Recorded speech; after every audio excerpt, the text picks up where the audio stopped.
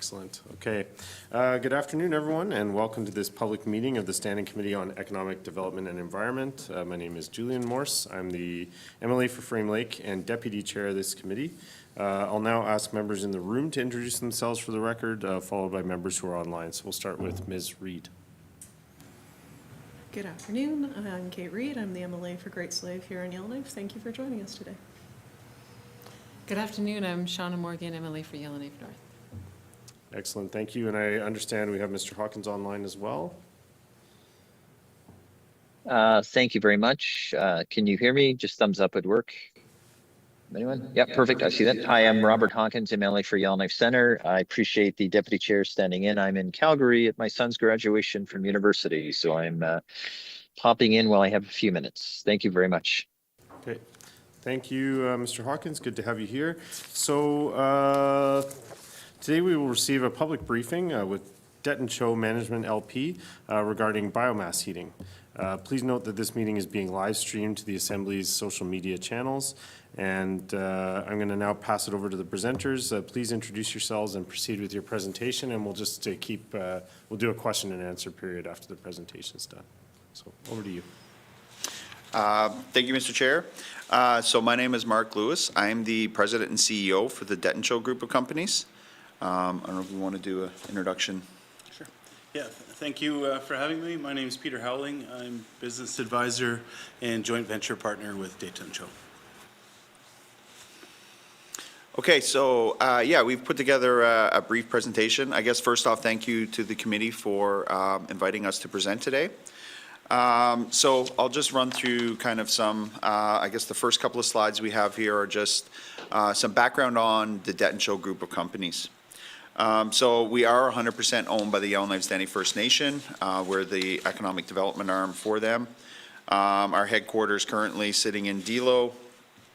Our ownership structure is we are held in trust. Our shares are held in trust by Chief and Council, who govern our membership, and then we are directly governed through an arm's length board from Chief and Council, so comprised of both Yellowknife's Dene community members as well as a couple of individuals from the greater Yellowknife business community.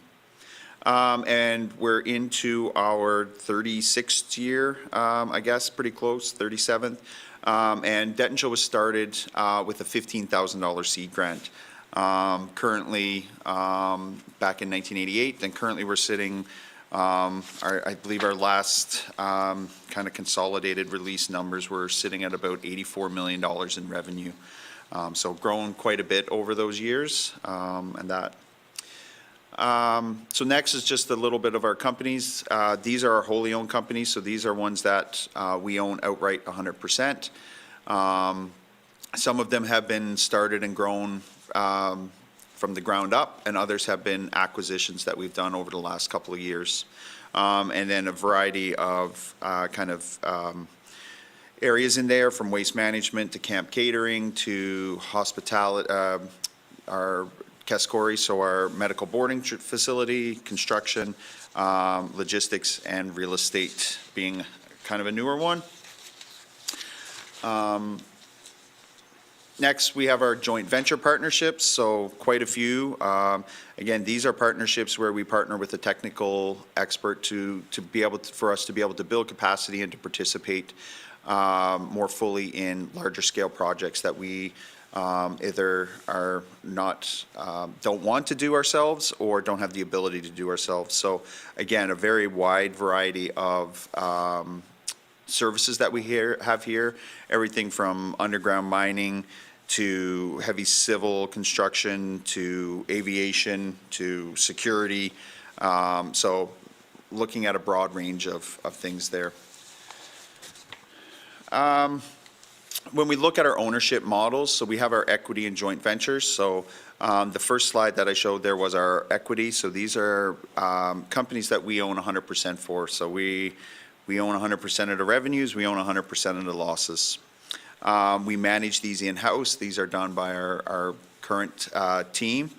And all the employees are employed by Det'on itself. So right now, of those 8 companies, 9 companies, we employ around 300 people, depending on seasonality. And then we have our joint ventures, which as I mentioned, are where we partner with a technical expert to provide, to participate in larger scale projects that require a more technical expertise that we don't have in-house, and that it would be too cost prohibitive to kind of build. So these are ones that we don't take on a lot of risk. We use it a lot for our training and development side through with our First Nation, and to build capacity there, and that. So next, we'll get into kind of we'll start to get into the, I guess the point of this presentation. So over the last 3 years or so, Det'on has been on a diversification, I'll say, kind of path. We all realize the diamond mines, which is what the majority of our work historically has been focused in, are starting to come to their end. So a few years ago, a number of years ago, there had been a plan to diversify, not fully away from diamond mining, but into other areas that are not specifically reliant on diamond mining. So one of those was Kavanaugh Waste Services, or waste removal. So in 2023, we acquired 100% of Kavanaugh from Pete, and it allowed us to enter a new market. So their main focus, kind of now, we've done a little bit of restructuring, but is on the residential waste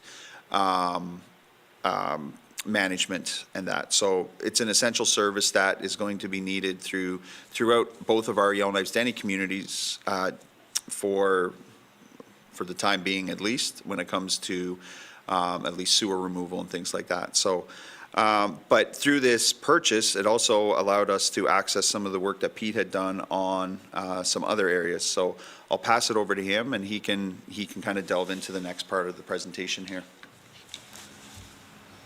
Yeah, thank you.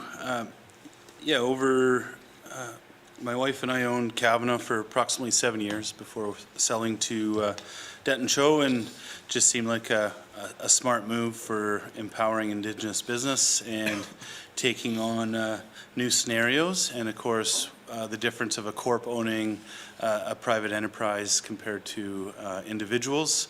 We've come back to working together, and so some of these projects that we had started earlier take a lot of passion and time to get off the ground, because they're new development, new ventures, and it takes a vision. So it's kind of exciting that here we are a couple years later sitting at the table working together. And so yeah, excited to also kind of put those dreams to the next step, because there was a lot of work. So in 2020, we had applied for seed funding to get a horizontal grinder. And this grinder machine basically takes clean wood or pallet wood, and it was a pilot project to see what we could do in the north to divert waste from the waste stream. And so even though we were a garbage hauling company, we wanted to diversify and make a change. Historically, that machine has processed and diverted clean wood, brush, cardboard, compost material, and then also helped in the recent wildfire break debris cleanup. And so right now, this machine is actually at the landfill being used by the solid waste facility to divert cardboard and clean wood into the composting program. So it's been a pretty neat success. It definitely hasn't been anything huge, but there's a couple 100 tons a year of diversion, which is just local and creates work, and so it's been a very practical approach. So one other example was this machine will colorize materials. So working with the city of Yellowknife, a bunch of the medians and whatnot, landscaping was done with repurposed pallet wood that was grinded and colorized. So kind of a fun project. Most people don't realize it was pallets, but yeah. So we'll move on to the next slide. So from there, working with the city of Yellowknife, there's a bunch of opportunities where we can actually divert waste without being attached to the global market or even national market. We've heard lots of, speculation of sea cans coming back from China of rotten plastics, and there's so many crazy stories and so much riding on so many different markets that the one area we're focusing on is what can we do in our region to either locally reuse or repurpose materials rather than trying to rely on a global national market. And so we've worked with the city of Yellowknife and got approval to start repurposing the Det'on Lantran quarry, which is just 2 quarries down from the existing solid waste facility. And so what this will do is start processing and diverting materials that don't need to go to the landfill. And so having the landfill focus more on purely just landfilling. So phase 1 for this summer will be accepting tires and mattresses. Those materials will be processed and either reused locally, or if in some cases like mattresses, it's not all recyclable, but the metal will be recycled, and then any of the fibrous materials for now will be landfilled, but they will protect the equipment that compacts the waste and uses a lot less airspace. So it creates efficiencies. And then phase 2 will work on accepting clean wood, brush, concrete, and asphalt, which some of these materials are accepted and diverted now, but not at a formal scale, or it's not in a process. It's more of a reactive type situation. So yeah, we will be able to work with the city to divert approximately 4,000 tons of material, or 25% by weight. Obviously, those weights and volumes can change on years depending on capital projects and different things. And you get something like the wildfire, and that was a whole different year where recycling all of a sudden took a twist and a reaction that we weren't planning for. So one thing about this repurposing the quarry, it's going to be a forever project, and it will employ people and use land that's been impacted already. All the products that we'll be processing there are inert, so we don't have any major environmental concerns or anything like that. And so it's conveniently next to the landfill. So rather than dumping in the face and growing our landfill, which is not affordable, we can divert traffic down the road, so to speak, and actually have tangible results. So out of this, we look at what can we use the materials that we're going to receive, how do they come into play, what are practical uses. So in 2017, I believe, the city of Yellowknife had done a study on their waste, and outside of that waste, waste composition was resulted, and so approximately 1,000 tons of clean wood waste is landfilled each year. So it's a super easy diversion program. What we'll be able to do with that clean pallet wood waste is turn it into biomass and change the use of not needing pellets. So for example, the field house facility, that biomass boiler burns approximately 400 tons a year.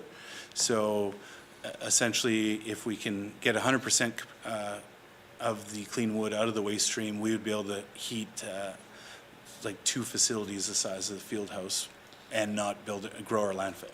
So it's just such a fun, easy thing. And what was kind of serendipitous about this project is we found the right piece of equipment, which was that rotochopper grinder, seen all the clean wood and put that together. And then after that funding and idea had come, we were at a conference for Recycling Council of Alberta in Banff, and the town of Banff uses the exact same machine because they have a lot of similarities with Yellowknife, where they're kind of the end of the road. They don't have export. They have a lot of pallet wood there. So they heat all their public works buildings with biomass chips from the exact same project. So it's something that we're not trying to start a new trend. We're not having to prove anything. It's a system that just works. And so the other part is I think the north is very opportune for biomass projects, just because I think by capita we have the most biomass boilers, well, definitely in Canada, but some parts of the world. So we've gone as far as spending money to have the wood chips tested for calorifics, so that's what is the BTUs per pound or per ton, how much ash content, what are the moisture levels. So we've proven all this out, so it's just a matter of sitting down with the right partner to make this project happen, and then obviously funding is another thing that will be a part of this. So in other regions have other boilers that are going to be able to accept the same thing, or even boilers that maybe aren't a chip boiler. It's not a hard project to transform the feed side of it. Any large-scale boiler usually are able to take chips and pellets. So that's one of the projects, and then most recently I made a trip to Greenland and Iceland. And this is a relationship that has been through territorial conferences. So I always laugh at conferences because sometimes they seem like, what do we get out of this? And yeah, roughly 7 years later, I flew to Greenland with people that I met at a Yellowknife conference through the NWT Water and Wastewater Association. And so Greenland has been doing waste energy for over 30 years, and what was super interesting and very appropriate for Yellowknife is that Nuuk is the same size of center as Yellowknife, so approximately 20,000 people, and they divert 90% of their waste through waste to energy. And so this is a picture from my recent trip. The reason there's two stacks is the closest stack in the picture is the old stack from the plant that ran for 25 years, and they just recently built a new plant. And so we have real life data of what the air quality is from this plant, how much energy it produces, and it's impressive. You can see in the background that's an apartment building beside the waste energy plant, so it's right in the city of Nuuk. So it was eye-opening to go to Greenland and see all the district energy. They don't solely run off of waste energy. Some of it is just district heating and multifamily units compared to single-family units in Yellowknife. And so there was a lot of key learnings from that trip. So this is a project that we're actively together exploring, and the nice thing about it is we're not trying to build a small plant that nobody has done before. This is a successful model that financially works and deals with a landfilling problem. I think it directly relates to cost of living. Landfill construction, recent cell that Yellowknife's building, doubled in price in the last since the second cell they've done. So just the cost of cell construction alone is astronomical. And then obviously we have a heating problem, or a challenge, I should say. So in the winter, obviously there's lots of demand for district heating. Summer, they do produce power. The power is not a high efficiency aspect of this process, but they do need to get rid of the heat because you can't just create heat and not expel it in some form. So they'll use power for their own buildings and whatnot. So we started with biomass. We talked just now about waste to energy. How do they work together? The neat thing is really it's just a fuel source difference. So the neat thing, biomass and waste to energy both are a source of energy, and you do need redundancy in these plants. So to have a waste to energy district heating system along with a chip boiler or pellet boiler beside it for downtimes, maintenance shutdowns, these are two items that we could work together through a phase process. And then obviously, all the positives that come out of it, we're going to have GHG reductions from the reduction of landfilling, so less methane, and then we're not hauling diesel fuel and chips or pellets from other provinces, and so there's just a lot of very easy wins. And then just I think the neat part is the partnership between municipal government looking for support of the territorial government, and then Indigenous government and business, and bringing all those collaborations together there's a lot of needed opportunity here.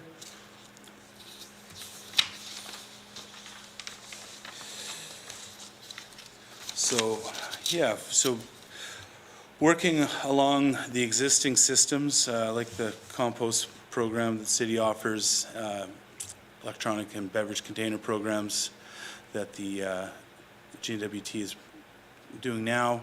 The waste energy or biomass is not going to replace every project, and also is a fact that we are not looking to stop recycling. If there's other clean ways of recycling, it's something that you'll always have to adapt to or change with markets and demand and new technologies. So for now, we feel this is a great approach.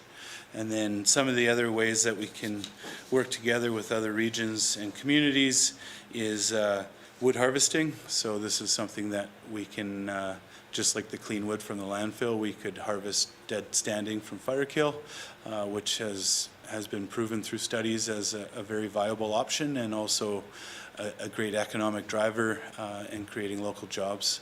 The other aspect is that can be the offset, because district heating isn't going to run a pipe to every large building in, say, the city of Yellowknife. So something like the hospital might be too far. So wood harvesting would be able to take care of the hospital and the pool, yet the downtown core might be part of the district heating. So it's about having different tools for the different areas, because there isn't one perfect answer, or it's definitely not cost effective to run pipe to every single small home or anything like that.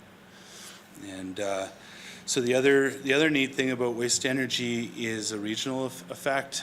There's potential to close other small landfills down, especially something like a landfill in Det'on, when the garbage is literally a very short haul right around the bay, lessening the environmental impact and whatnot in our region. I'll pass it over to Mark. Okay. So just kind of looking at our next steps as we move forward. So as Pete mentioned through the presentation, we're starting to ramp up phase 1 now with our waste transfer facility, and looking at phase 2. So looking at the potential, what equipment we may need and other things like that to be able to start accepting more, to be able to divert more waste from the landfill. So then looking at discussions with other local Indigenous governments. So back to whether that's waste diversion from landfill to potentially a centralized or regional center here, but also looking at the harvesting part when it comes to the biomass itself, and the economic benefits that can flow through not only the Yellowknife Standing, but into other communities in the region. And then continue collaboration with the GNWT, whether that's ECC or ITI, looking at different ways to be able to expand out on this, whether it's from forest management or support for looking at expanding out, as I said, on phase 2 of our waste transfer station. We've had already some preliminary discussions with potential customers here in Yellowknife that are looking at district heating, and about as Pete mentioned, I don't think we could supply, or we wouldn't be able to be the full supply, but at least to be a backup supply for any larger scale district heating projects that may be coming online in the future. Exploring funding options, so that kind of ties back in with the collaboration with GNWT and other groups to look for funding options, whether that's to complete studies on other potential areas for diversion or on purchase of infrastructure to be able to continue to expand. And then the big one is to continue to work with the city of Yellowknife. That's our big partner in this. They are the ones that manage the landfill currently, so working with them to promote the waste diversion and to grow the waste transfer station. So that's an important relationship that between Pete and other members of our team are continuing to foster and to expand out on. So that brings us to the end of our presentation. So questions, I guess? Okay, thank you very much. Appreciate it. Yeah, I'll turn it over to committee for questions, and the first member I have is Ms. Reed. Thanks so much for your presentation. It's really exciting, and I think there's a lot of really fantastic potential that you've laid out for us today that is definitely groundbreaking and changes how we can look about waste. I do have a question that's kind of technical for Mr. Houweling. In a past life, I worked with pallets quite a bit. I build art out of them and burn that art. So I guess my question is, when you talk about clean wood, it's my understanding that some palletized wood is pressure treated with chemicals. How do you test for that? Thank you, Mr. Chair.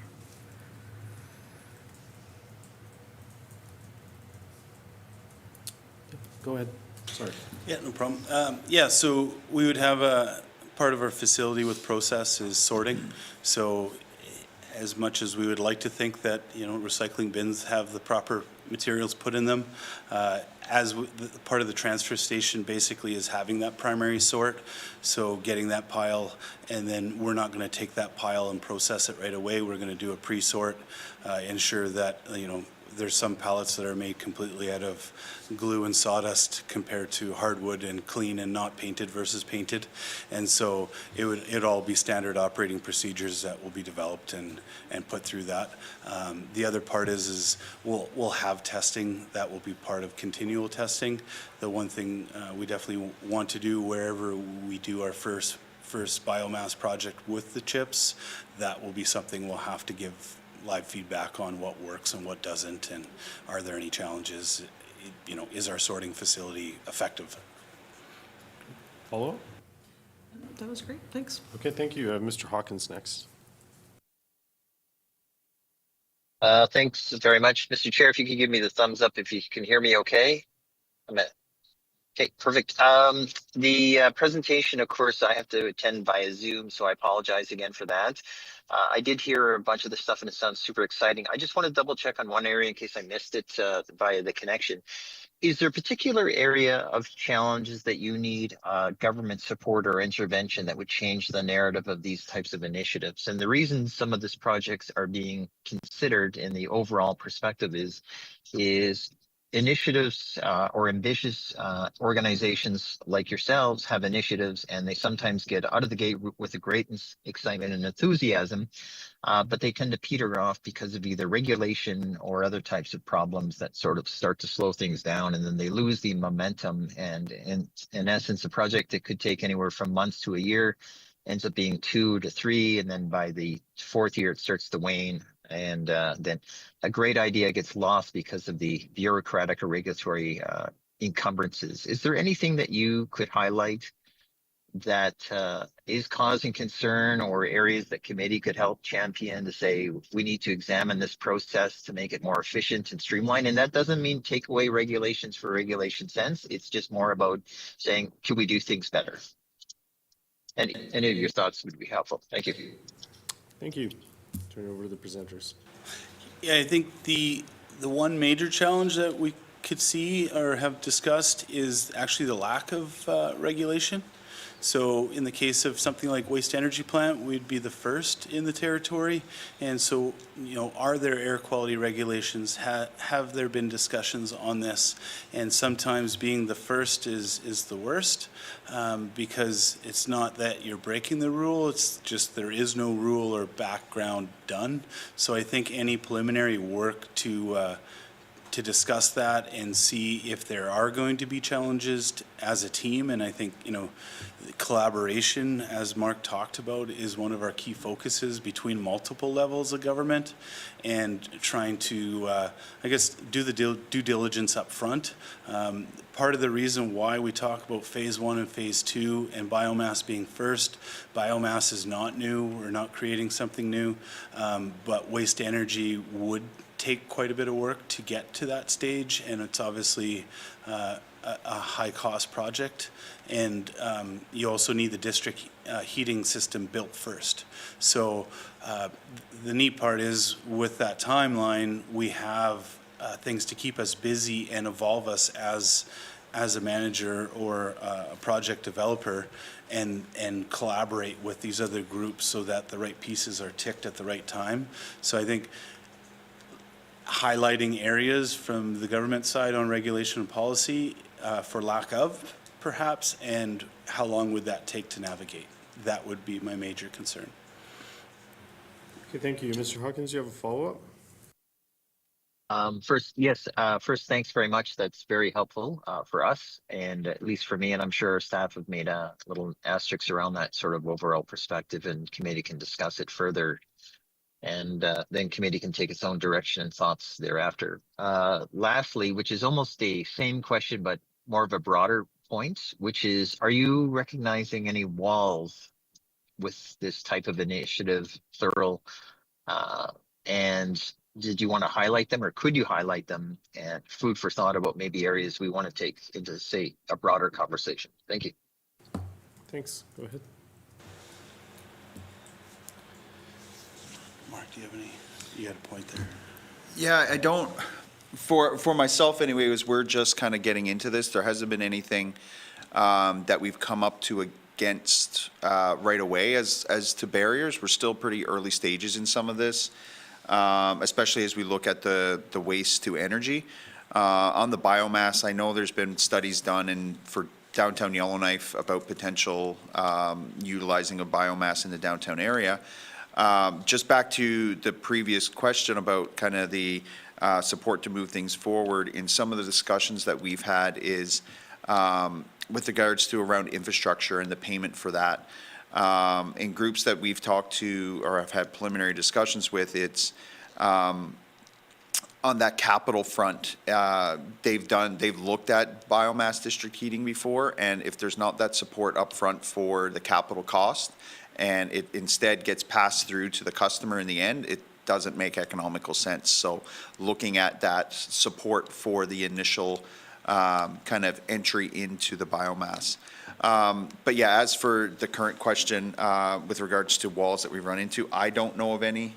Pete, through your work, I'm not sure if you've had some. Yeah, I think the major wall previously was that we were under the understanding that recycling was the answer, and everybody wanted blue carts, and we thought that we could just ship our stuff away, and it was magically getting recycled across the world. And unfortunately, that didn't turn out in the way we wanted it to. And so the wall previously, with waste energy especially, was we don't want to so-called burn our garbage to create energy when we can recycle it and do the right thing. But what happens in every industry, just like diamond mining, what once was cost-effective and viable 30 years ago now isn't, or the markets change. And so the key for us, especially with any specific projects that rely on technology or markets, is for us to continually update our findings. So just because waste energy didn't make sense 10 years ago doesn't mean it doesn't make sense today, doesn't mean it will make sense in 30 years. And I think to be effective, we need to evolve, and that either means bringing new projects on or closing old projects off that are no longer effective. If there's some new clean energy in 20 years that totally demises the waste energy plant, then so be it. And that's a good news story rather than a failure. And I think that's the wall of seeing those markets change. That wall has been down, and people are excited for new projects and new initiatives, and that's why we're here. Okay, thank you. Ms. Morgan, I have you next for questions. Thank you, Mr. Chair. And I find it really exciting to hear about all of these ideas and projects at various stages. But one question that pops to mind is, like, overall, the applicability of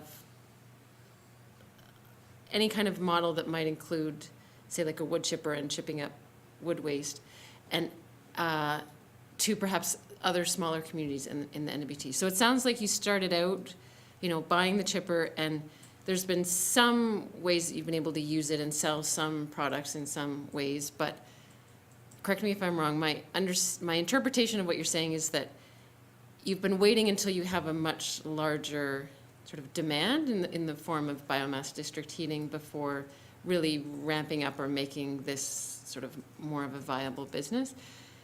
I'm wondering if you have any thoughts or recommendations on, like, at what scale can a wood chipper become a viable business in a community? Can it just be a small community that buys a chipper, ships up a few things, and maybe sells it, or it's used in a few local boilers, or does it really have to have a much larger application to be viable? Thanks. Thanks. Peter? So the great answer is it's very applicable in smaller scale on the biomass side. Whether that's just simply waste diversion, creating alternative daily cover, there's a plethora of examples that could be, and that's why we bought that machine, because it was so applicable. Part of the reason we haven't got to a large-scale project was, well, kind of the same. I don't even want to say the reasons, but, you know, COVID, forest fires, flood one summer in Hay River, which affected our company quite a bit because we were there as first responders, and then the sale to the Corp. And so the neat part about selling to Det'on Cho is I think they're in a much better spot than we were as private owners of Kavanaugh to offer a public type project.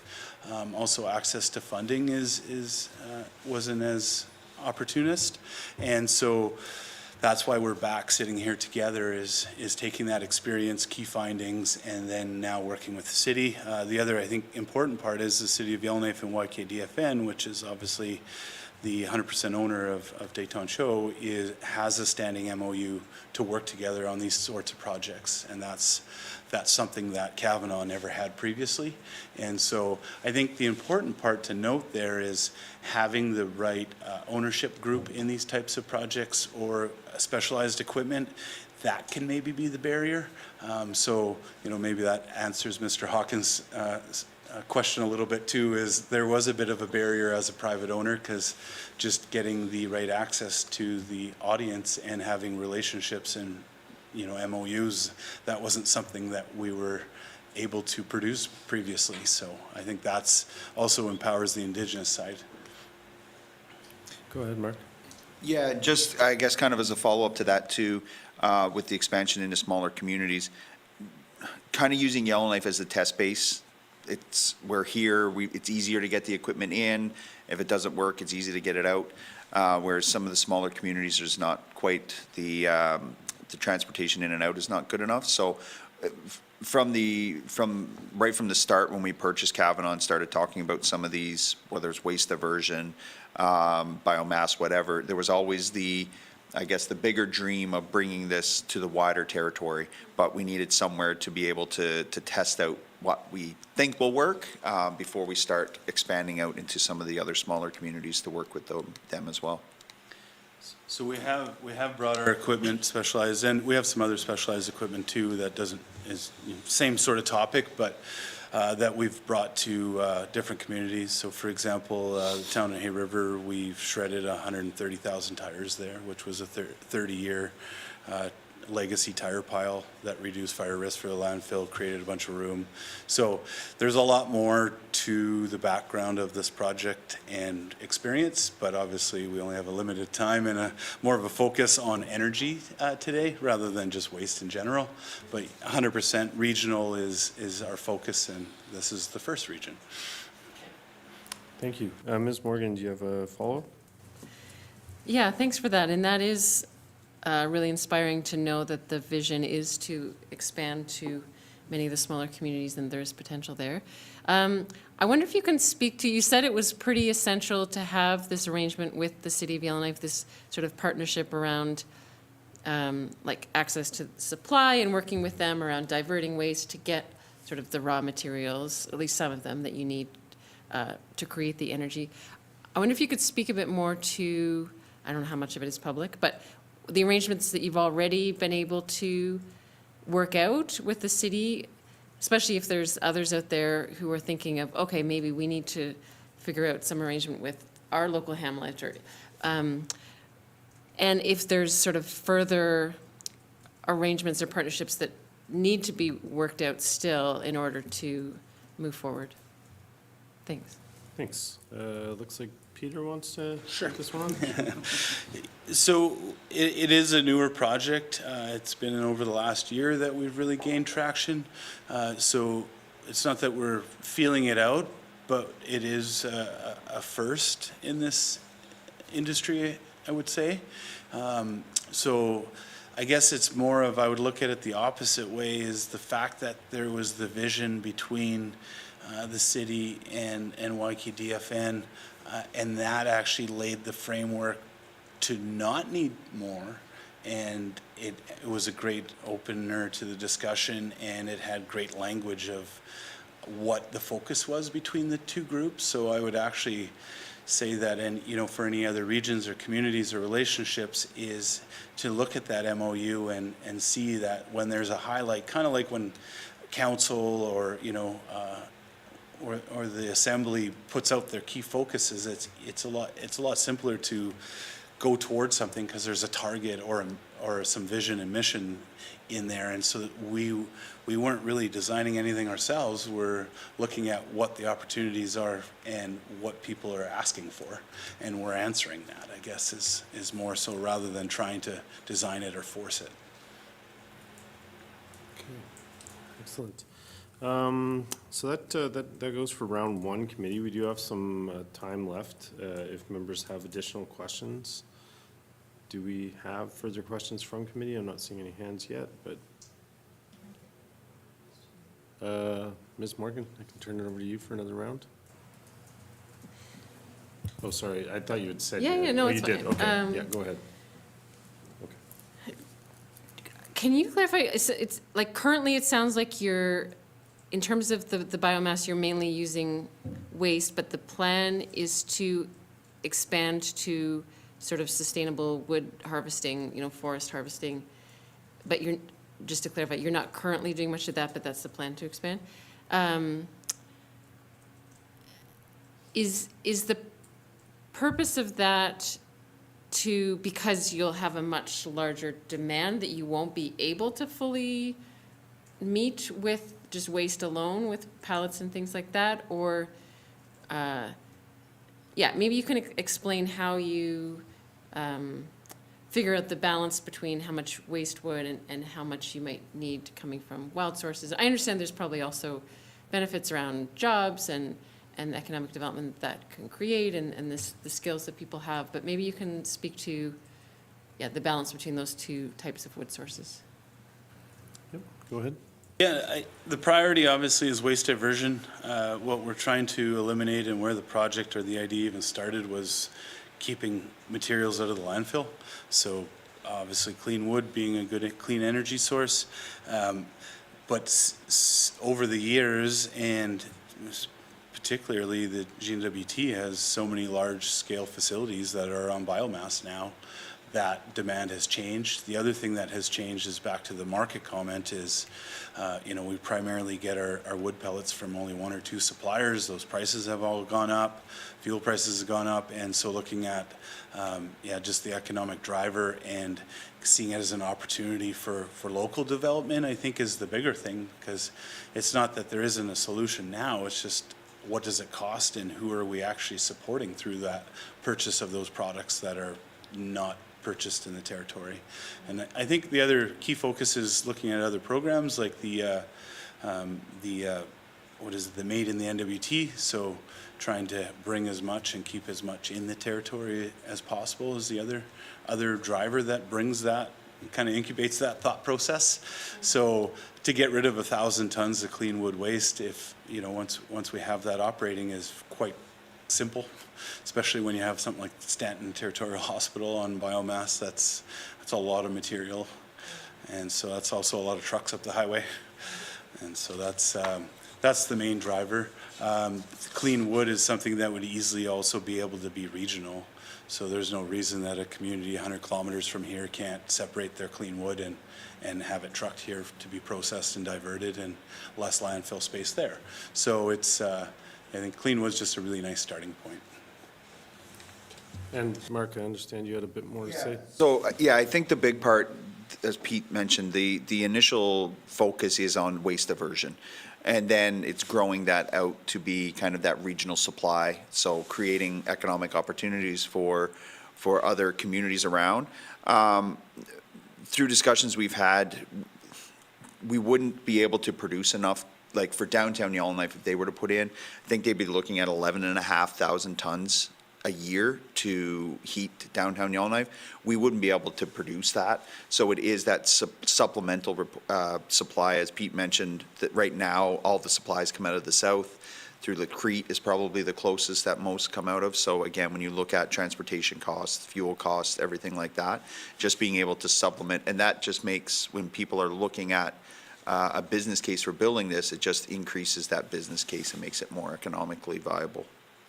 And that's where the waste to energy then pops in, because now we have 15,000 tons of feedstock. So all of a sudden, you know, how far, there's going to be a balance of the projects, and if we can get the support and obviously the infrastructure in place, that will be one key aspect, is how far do we derive our wood processing abilities compared to what waste might be able to take over. But at the same time, what one is cleaner, which one is producing. And I think, you know, what's very responsible of the whole project team is that we're not looking at just trying to create the project. It's what avenues are actually sustainable and not going to have negative effect on the territory or the city. And so that's where my energy comes from, is doing the right thing at the right time. Okay, thanks. Yeah, you have a follow-up, Shauna? Thank you, Mr. Chair. And so with that, I know that you said you've tested the wood waste for moisture content, ash content, these kind of things, and it's, you know, it's the right balance. What I've heard is that it can be trickier to reach the, you know, right moisture content, et cetera, from, you know, wild harvested wood. And so I'm wondering if you've figured out yet how to overcome those challenges. Certainly it's not impossible, but just being able to test and monitor and ensure like quality control of wood that people are harvesting and bringing in. Thanks. Thanks, go ahead. Yeah, no concern there at all. That's where using subject matter experts in the industry that do that for a living now. There's quite a few projects in the East Coast that harvest wood. They have specific equipment that is used for it. The other part is we talked about dual fuel sources, so having redundancy, especially in our temperature. Pellets, I don't think, nobody's looking to get rid of pellets completely. They have their place, they're factory built, but at the same time having dual fuel where one silo is still on pellets. If you do have a feedstock problem or an issue there, or a supply issue, or equipment breakdown, maybe your plant producing the chips is only one plant and you got other plants for pellets. And so I think building in redundancy and not trying to be the one stop is the focus, so that it has that bit of insurance or safety net there. And I think that's just a responsible team effort or thought from the bases. We're trying to offset and make a noticeable difference or a positive effect. We're not trying to take over a whole industry or change how everything is done. Thank you. Mr. Hawkins, I have you again for round two. Thank you very much. So just a quick thing in case I missed it, maybe if you could just, if you've already stated it, just maybe make it very brief, you know, that's repeating just for me, but do you have any sort of projects on the go now specific to the topic we're talking about? Or do you have any that are lined up in the queue that are, you know, going to launch very soon? So in other words, I would call soon within the next 6 months to 12 months. And the next question I have is, do you qualify under the Northern Manufacturing Policy? If you're familiar with it, and if you don't, if you're familiar with it, can you cite any concerns? Thank you. Thanks. Two questions there. I can take Well, it's easier to the, get them out at once. I can take the first one, I guess, with regards to the kind of projects. There's nothing kind of really coming down right away. We've had some discussions with groups in Yellowknife that are looking at more the bigger district heating, which could be 2 to 3 years out right now, depending on their kind of uptake and things like that. We do have a bit more of an interest in some of this district heating now, especially given our recent acquisition of some downtown office buildings, and that kind of fits with our kind of thinking as we look to make those as energy efficient and cost efficient as possible. So Nothing kind of on a larger scale in the next 6 to 12 months, but definitely some things that are working with other groups in the Yellowknife area specifically for maybe a little bit longer term. I'll let you talk on the. Sure. But for small scale, yes, we do have plans for the immediate. And so that's picking a location. So we have several locations in Yellowknife that can accept chips now. And so it's just a matter of literally making this happen. The most intrinsic piece for us is having the recovery station or the transfer station to gather those materials.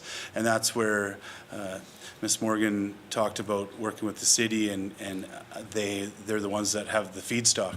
And so getting that relationship and having a plan with them together is our first piece, and that's in the works and happening. We've already started phase 1 of the transfer station, and then for the small scale biomass, it will be just literally picking the spot and starting. So it's, but we will require some extra equipment and storage facility for those chips. Well, after you produce them, they have to sit somewhere until they're needed. And a delivery setup, which is, none of those are difficult, but they will take some time and money. Yeah, and then made in the NWT, I definitely think we would easily qualify for that. I'm very aware of that program, and that's definitely a piece that's helped as a driver. At this point in time, we're not aware of any challenges or roadblocks. But we also are more focused on defining where the first site is going to be and actually getting the production done. And I think that's the other part that's neat about our project is it's not a matter of if it's needed, it is needed. So it's starting, and it will offset and it will be affordable. So we've done that work already. Excellent. Mr. Hawkins, I have you for a follow-up if you want. Yeah, I was going to just say, I think the made in the NWT is slightly different than the northern manufacturer policy. I know, for example, the cannabis folks out in Cam Lake have trouble. They can't qualify as a northern manufacturer, even though they, from seed to bud to grow to cut, whatever, they're not defined as that. Whereas the new folks I would view as a northern manufacturer, and you get special dispensation based on that. So I would encourage you to examine the specific policy for northern manufacturer to see if there's anything that to make sure you can qualify, or if you see it as there's problems or hiccups, we can help support any acute adjustments before you get fully up and running, so you fully qualify as a northern manufacturer. It's a policy meant to inspire exactly what you're doing. And I would hate to see those aspirations quelled, given the fact that some bureaucratic line inhibits that. So I would just sort of a forecasting of hopeful opportunity to you. Thank you. I guess the neat thing with our project is we have demand internally. We have buildings that can use the heat source and the energy, and so does partnering with the city has multiple locations. So it's a little different than like producing cabinets where we're a retailer hoping that somebody will buy our product. There's local demand that is needing it already. So yes, but definitely I think for our larger phases, if we were harvesting or something to that scale, then that definitely would come into play. So we'll definitely take your recommendations and look into that deeper. Thank you. Ms. Reed, I have you up for round 2. Thanks, Mr. Chair. Just expanding on the point that you're hoping to get to possibly in the future to supplement with forest harvesting. You spoke in your presentation about collaboration with ECC Forest Management and discussions with local Indigenous governments about harvesting in traditional areas. I was just wondering if you could expand on that preliminary work that you're doing with the GNWT. I'm wondering if you're seeking to get work around an annual sustainable harvest limit done, or if you're indeed pursuing a forest management agreement. Thanks. Go ahead. Yeah, so right now we're focused on the waste side first and getting our process down and having that team and infrastructure in place. So being allowed to use the quarry as a base station was a huge win for us, because that's obviously a bunch of real estate. And then from the forest side, what we've done so far is a high-level just inquiry to make sure that we were going down a path that was acceptable and fit some of the goals of the forest management departments, and everything's been positive. So basically, we're shelving that for now until we get good at our phase 1 and 2, and we definitely don't want to go too quick or take too much on. So that's where waste energy and the forest harvesting are on our presentation, more to show the scalability of this project and how it can have huge potential, but at this time focusing on a piece that we can, the bite-sized piece for now. Yeah. Okay, thank you. Ms. Reed, do you have a follow-up? No, I'm confident they have all of that well in hand. Thanks, Mr. Chair. Thanks. Yeah, I do have a few questions. I mean, the only thing that's really come up as a gap the government could fill is about air rigs. I'm just curious, when you were over in Nuke, did they talk about that at all? Like, did they have regulations in place? Is it just unregulated and they were able to go forward? What was their environment like for, allowing this project to go forward right in the middle of their downtown? Yeah, no, that's a really great question. We definitely had conversation based around that topic. Nuuk being part of Greenland, which is very closely tied to Denmark, they get a bit of an avenue there because Europe is so heavily into waste energy that it was quite easy to model, kind of like how the NWT can work with another province adjacent. So there was lack of regulation, but yet they would kind of default to what the European countries were doing. And so I think what was so interesting to us is exactly that, is this group that is doing waste energy in Nuuk is interested in working with us, and they could help us navigate that. The other neat thing about it is most waste energy or any sort of new initiative projects that have been involved in, or new technologies that have been presented to us to be used, are usually in the development stage or R&D process. And so why we focused and invested the money to fly all the way to Nuuk is because they have 30 years of real life data. They have a stack, they have residents that are aware of what that process looks like, and that's why we want to model after someone that has perfected it, not try to develop it ourselves.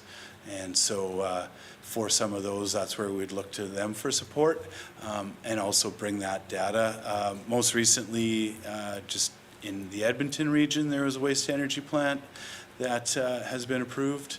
And so I think that's a good sign. And I also, it gives us some good faith that we're not alone, and even in the southern market, it's being explored.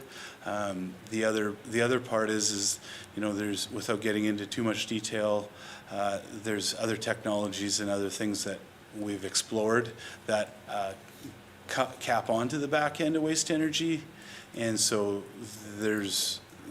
we have full confidence that we're not going down a bad road there. We've done our homework, I guess. That's great to hear. Yeah, and following along a similar vein, and what was effectively asked by Mr. Hawkins earlier, but I'm curious to know too, because I mean, this is what committee's trying to figure out, is are there any areas where government is either in the way, or you need, projects like this need some facilitation from government to get moving? Like, do you have some ideas for things that we could look at that we could, I mean, the air regs is one item. If you have any other ideas for things that you think the government should or should not be doing that would help facilitate the kind of work you're doing, it would be very good for us to hear about it, because that's exactly the kind of work we need to be doing. I think the key factor is partnering and working together. So sitting down and saying, okay, we know what our challenges are, affordable living, clean energy, we have all the topics. So if we have an opportunity, can we work together and partner? And that is a piece that shows strength. I think the wildfire was a very strategic piece in giving this sort of project more energy, because it showed that private-public and partnership is effective, and, you know, what the private side can do, the government maybe is challenged with, and vice versa. And so I think, you know, finding common goal and looking of where we want to get to and working together, rather than, you know, just doing our own lane all the time. So if we have buildings beside each other, how do we tie them together? And I think that's where the European countries we have a lot to learn from those countries, because they've taken that approach a lot longer. So getting rid of the division between our different groups is the key focus. And how do we navigate that through the territorial government would be the main piece we'd need support with. And obviously there's been a lot of, you know, the Giant Mine project has strengthened relationships between the Indigenous groups, and there's more collaboration happening than in previous years. And so I think that's a really good example. And then the City of Yellowknife with the MOU in place, there's a lot of healthy strides forward into working together. And so that would be our number one request. Mark, go ahead. Yeah, I think the other part too is, as we've said, this is still kind of early stages for us. We are working primarily with the City of Yellowknife now on waste diversion. But back to Member Morgan's question about the adaptability to the greater territory, I think once we can pan out the model and show that it works, and then we start looking into other areas of the territory, specifically when you get into smaller communities and stuff like that, where things are more managed through MACA and things like that, and maybe some different regulations than with the city itself. That's where I think we'll see or need more of that collaboration with the GNWT. When we get to I have had some initial contact with ECC about kind of these projects and looking to kind of talk, whether it's regards to funding to move them forward or just on them in general. So I think as we continue to grow our model and what this looks like outside the territory, or outside of this region, Yellowknife specifically, then I think the GNWT it'll be more of a collaborative effort as we look to expand. Thank you for that. Any further follow-up questions from committee? I'm seeing shaking heads. Any online? Just put your hand up, Mr. Hawkins, if you do have a question. One last question. If you'll indulge me, is just, you kind of spoke to this division between government and private, and I'm wondering if you could elaborate on that a little bit more and help committee understand what specifically is Europe so far ahead of us on? Like, can you just help us understand it better? Maybe some things that we need to change to be better along the track of facilitating this kind of work happening in the territory? Might be a bit of a vague question, but just. I think it's a great starter to find a solution. And so at the end of the day, we talk about the problems that we have. That's how officials get elected. They say what they're going to solve or help solve. But what do we actually do as a group to make it a tangible difference? And if you look at our projects, they're tangible. They're hard factual pieces. It's not a fluffy presentation with some new grandiose idea that might not work or might work. So cost of living, first thing. If we're looking at that and we go, we need workers, or we need a project and we can do the project together, we can share resources. We're not each pulling our own wagon. So if we can pull the wagon together, now we're more of a community. And I think just embracing that culture is the first step of that. Like you say, it's a vague question, so you could answer that a million ways or have no answer. But if we don't try to work together and try to remove barriers, I think red tape is a huge one. Permitting has always been a challenge. These are all cost constraints and time constraints. And so just the fact that there's a committee that wants to hear and are there challenges we're experiencing, I think is a great example of that process starting. But what are we doing actually and tangible to break some of those barriers down, or what are some new ways? And so I guess what you've heard today is, do you come back with anything to the table? Or is it just the private side bring most of the ideas.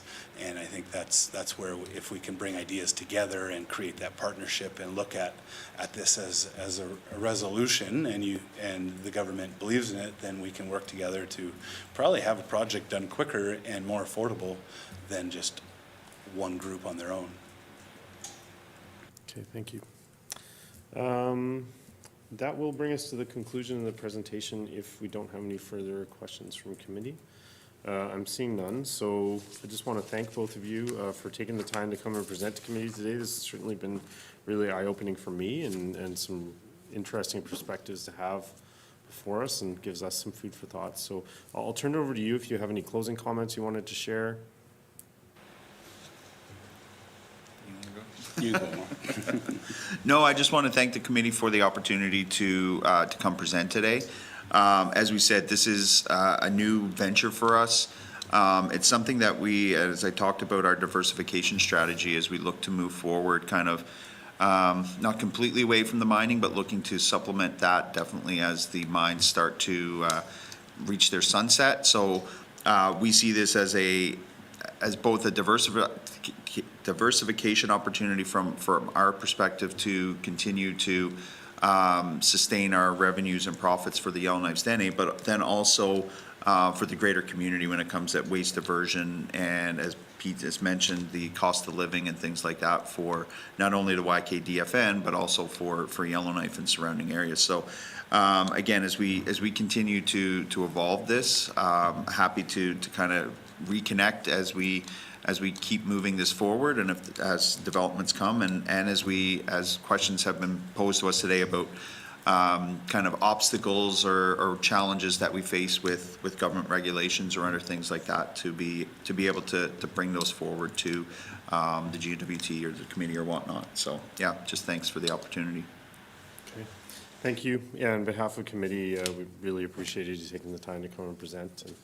And yeah, so with that, that'll conclude the public portion of this briefing. If committee members can stick around, we'll go in camera and debrief a little bit. But thank you much to Det'on Cho for coming and presenting to us. It was great. Thank you.